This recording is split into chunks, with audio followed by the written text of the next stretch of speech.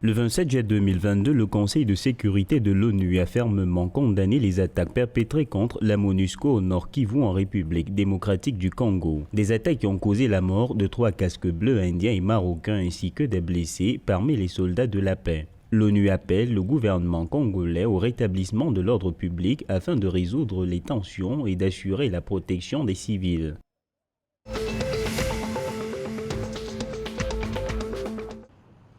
En prélude au dialogue national inclusif au Tchad, prévu le 20 août 2022, une conférence débat s'est tenue afin de préparer et recueillir les avis et propositions de la jeunesse de Ouaddaï en vue de les présenter sous forme des recommandations. Il s'agit de la deuxième phase des activités dénommées En route pour le dialogue national inclusif. Pour le gouvernement de transition tchadien, la jeunesse reste la force motrice du développement du Tchad.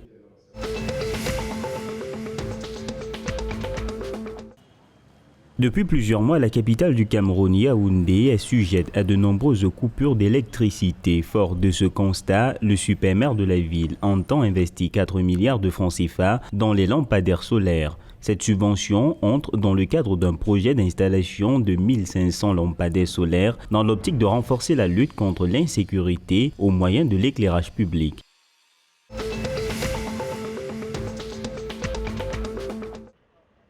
Du 25 au 30 juillet 2022, le Congo abrite la première édition du forum sur la semaine de l'entrepreneuriat au féminin. Ce forum insiste sur des modules d'échange, d'information et de formation aux femmes qui entreprennent. Une occasion pour les visiteurs de découvrir le génie créateur de ces femmes spécialistes dans l'agro-industrie, l'artisanat et la transformation des produits locaux.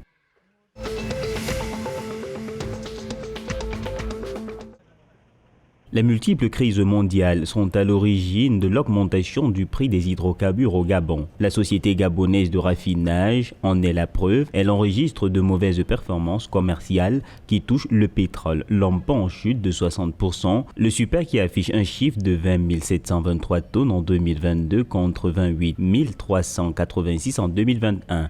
Des contre-performances qui touchent aussi le gasoil et les résidus atmosphériques qui s'établissent respectivement à 33% et 34,7%.